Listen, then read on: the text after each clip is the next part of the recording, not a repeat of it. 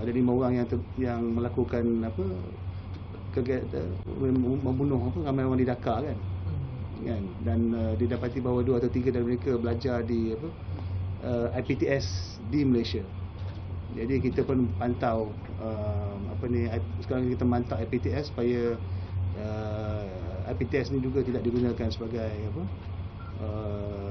sebagai pusat untuk mengindoktrinasikan keganasan daripada Daesh ni.